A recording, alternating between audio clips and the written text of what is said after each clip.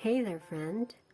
I am Amantadin, and my last name is Nice, but it's kinda lengthy. It goes by the name of Influenza A and Respiratory Viruses Agents. See? It's really long, but understandable, right? Anyway, since we're already friends, I, Amantadin, would like to share some information about my family to you. It would be nice if you'd also get to know them, right? So, let's begin with our names. I, Amantadin, is, let's say, the first or the eldest child of the family.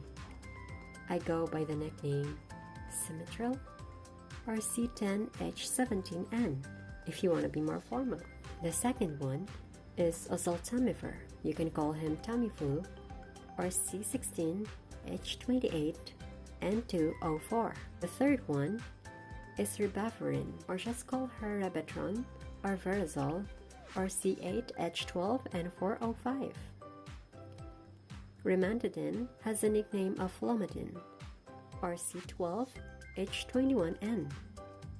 And lastly, the youngest, Zenamifer, has the nickname of Vallinas or C12H20N407. That's just the names, we're not done yet. And now, let's move on to the next one, the drug classifications. So there are two drug classifications, the therapeutic and pharmacologic. For our therapeutic classification, our desired and beneficial action for respiratory viruses is unknown. However, the belief is that we prevent shedding of the viral protein coat and entry of the virus into the cell. This prevents replication and therefore causes viral death. For our pharmacologic classification, we are used to treat the signs and symptoms of respiratory flu caused by influenza A and B viruses as well as respiratory syncytial viruses or RSV. While vaccines are available, drug therapy would be the best option if patients manifest the viral infection and spontaneous resolution does occur. This is not just some information after all, it's a lot. But then, we're friends, aren't we? So for myself, Amantadin, I have the pregnancy category of C, and the same goes with a Zoltamifer and Rimantadin, which means that we should be used with caution to a pregnant woman because animal studies in animal have revealed and shown risks or adverse effects on the fetus, but there are no adequate studies in humans, and we should only be used only if benefits from the use of drugs accepted and justifies the risks. Now for our mechanism of action, for I, Amantadin and Rimantadin, we inhibit an early step in the influenza A virus replication cycle by interfering with the function of the viral M2 protein. The latter acts as an ion channel through which the hydrogen ions pass into the interstices of the viral particle, resulting in the dissociation of the matrix protein or MI from the ribonucleic protein or RNP complex. The RNP can then enter the cell nucleus and initiate replication. Both me and Rimantadin are effective at low doses against virus subtypes of influenza A viruses, whereas we have no activity against influenza B viruses. For Zenamifer and Oseltamivir, they have excellent in vitro activity against all 9 NA of influenza B virus. They are effective against avian virus of the H5N1 subtype, and Zenamifer exhibits better in vitro antiviral activity against influenza B viruses, whereas Oseltamivir has lower IC50 values against influenza A isolates. And for Ribavirin exhibits in vitro antiviral activity against HPIVs and reduced HPIV1 and 2 plaque formation by 50% at a concentration of approximately 10 and 12 micrograms per milliliters, respectively. And now for our pharmacokinetics. For my absorption, I am rapidly and nearly completely absorbed with peak plasma concentration reached within 2 hours and 4 hours for Rimantadin. And for my volume of distribution, It is 3 to 8 liters per kilograms, approximately 67% bound to plasma proteins over a concentration range of 0.1 to 2 micrograms per milliliters. For imantadine, approximately 40% over typical plasma concentrations. For our metabolism, both me and rimantadine are mostly metabolized. Following oral administration, rimantadine is extensively metabolized in the liver with less than 25% of the dose excreted in the urine as unchanged drug. Glucuronidation and hydroxylation are the major metabolic pathways. Both me and rimantadine are highly excreted in the urine by glomerular filtration and tubular secretion. My half-life is 15 hours in young adults and 30 hours in elderly, while for rimantadine, 30 hours in both groups. For zanamiverse absorption, absolute bioavailability is very low following oral administration with 2%. Following oral inhalation, bioavailability is 4% to 17%. For oseltamivir absorption, oseltamivir is readily absorbed from the gastrointestinal tract after oral administration and is extensively converted by predominantly hepatic esterases to the active metabolite oseltamivir carboxylate. For zanamivir's distribution, about 75% of the dose is widely distributed in the body, allowing the drug to be active outside the respiratory tract. For oseltamivir's distribution, the mean volume of distribution at steady state of the oseltamivir carboxylate ranges approximately between 23 and 26 liters in humans, a volume that is roughly equivalent to extracellular body fluid. For zanamivir's metabolism, zanamivir is not metabolized. For oseltamivir, extensively converted to the active metabolite oseltamivir carboxylate by esterases located predominantly in the liver. For zanamivir's excretion, it is excreted unchanged in the urine with excretion of a single dose completed within 24 hours. An absorbed drug is excreted in the feces. Zanamivir is renally excreted as unchanged drug. For oseltamivir is entirely through renal excretion. For ribavirine's absorption, ribavirin is rapidly and extensively absorbed following oral administration. For ribavirine's distribution, ribavirin displays a large volume of distribution. For ribavirine's metabolism, ribavirin is phosphorylated intracellularly by adenosine kinase to ribavirin mono, di, and triphosphate metabolites. After activation and function, ribavirin undergoes two metabolic pathways where it is reversibly phosphorylated or degraded via deribosylation and amide hydrolysis to yield a triazole carboxylic acid metabolite. For ribavirin's excretion, ribavirin is renally excreted, 61% was detected in urine, and 12% was detected in the feces. And for ribavirin's half-life, it is 120 to 170 hours. Agents for respiratory viruses are indicated for the respiratory flu, especially in healthcare workers and high-risk individuals. And for our specific indications, for me, amantadine, I am indicated for the chemoprophylaxis, prophylaxis, and treatment of signs and symptoms of infection caused by various strains of influenza A virus. Also for the treatment of Parkinsonism and drug-induced extrapyramidal reactions. For oseltamivir's indication, oseltamivir is the only antiviral agent that has been shown to be effective in treating H1N1 and avian flu.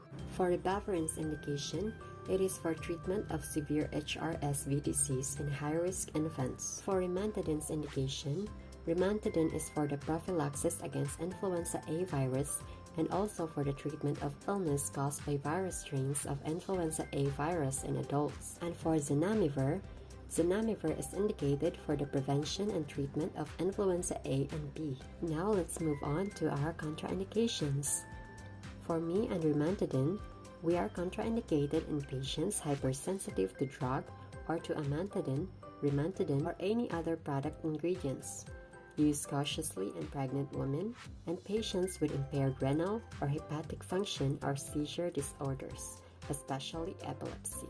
For oseltamivir's contraindication, oseltamivir is contraindicated to patients with hypersensitivity to oseltamivir or any of its components. For ribavirin's contraindication, Ribavirin is contraindicated to patients with a history of significant or unstable cardiac disease. Aerosol form is contraindicated to patients hypersensitive to drug. Oral form is contraindicated to patients with known hypersensitivity reactions to ribavirin or its components. Ribavirin is also contraindicated to patients with autoimmune hepatitis, hemoglobinopathies, or CRCL of less than 50 ml per minute.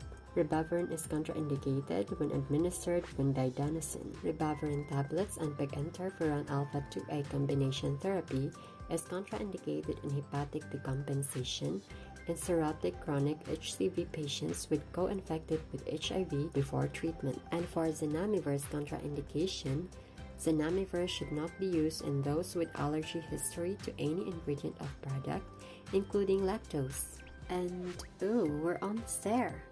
We're here at the second to the last category.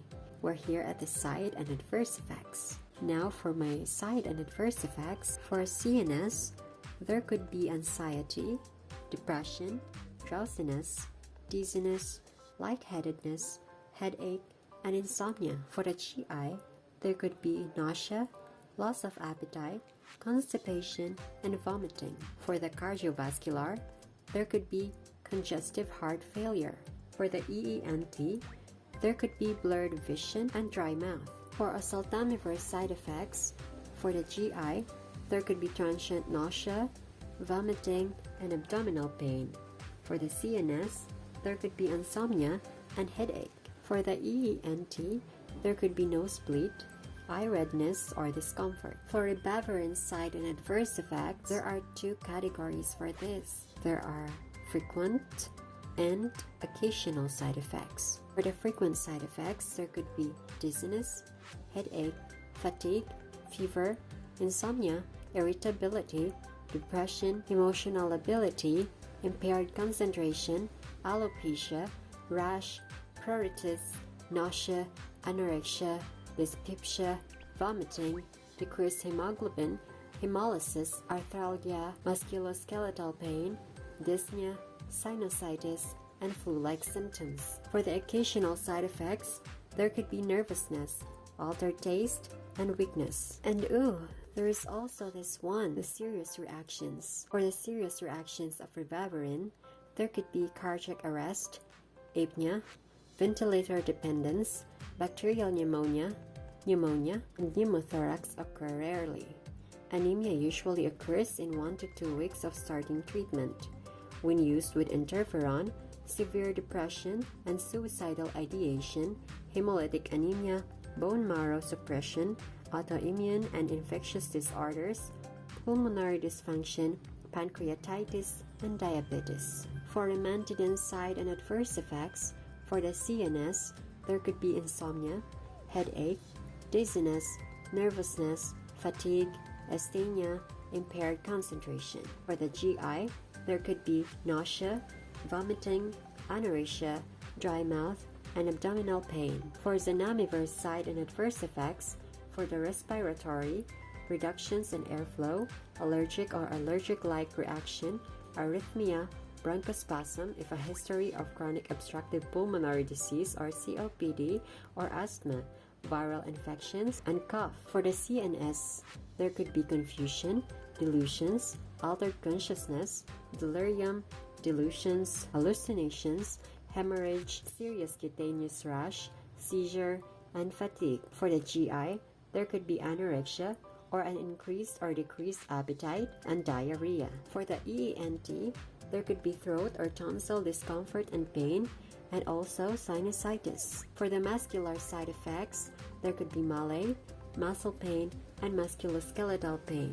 And now we're at the last page. For the nursing responsibilities, before administering any of us influenza A and respiratory viruses agent, the nurse should conduct a comprehensive health assessment to the patient, educate patient about the drug, and for patients who are taking ribavirin, the nurse should tell the patient not to crush, chew, or open capsules. And for the oral form of ribavirin, the nurse should do this to the female patients, check for pregnancy test result, prohibit patient from taking the drug without knowing the results, as this drug is a teratogen. The nursing responsibilities during administration of any of us. The nurse should monitor patient's vital signs, educate patient everything about the drug, including its contraindications and side effects, and etc. For amantadine or ribavirin, the nurse should monitor patients' behavior, as there have been reports of suicidal ideation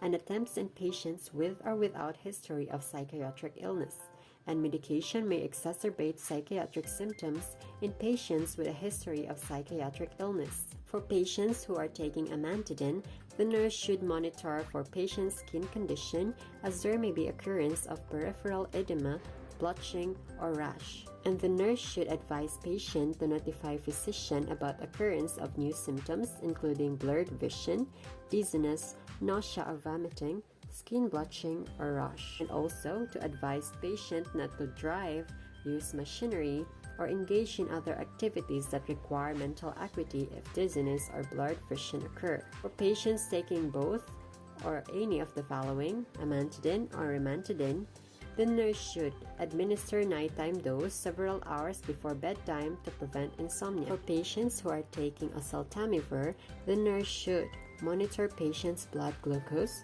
closely monitor patients with influenza for neuropsychiatric symptoms such as hallucinations, delirium, and abnormal behavior.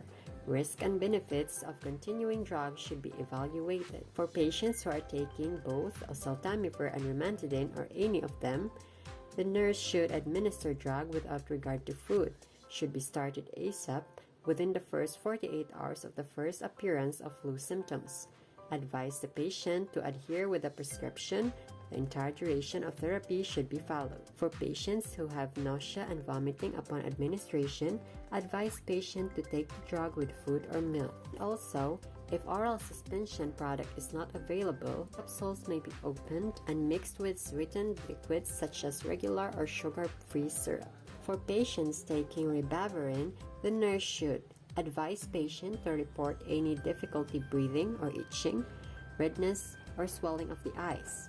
Also, inform patient that oral form may be taken without regard to meals but should be taken in a consistent manner, and to advise female patient to immediately report a pregnancy, and to stop drug if pulmonary infiltrates or severe pulmonary impairment or pancreatitis occurs. And also, in patients receiving azathioprine with ribavirin, monitor CBC including platelet counts weekly for the first month, twice monthly for second and third months of treatment, then monthly or more frequently if dosage or other therapy changes are necessary. And for patients who are taking rimantadine, the nurse should monitor possible occurrence of seizures in patients with history of seizures that weren't prescribed an anticonvulsant during rimantadine therapy. If seizures develop, discontinue drug. And also to advise patient to continue following infection control protocol and to limit contact with other people, as they may still be able to spread the disease.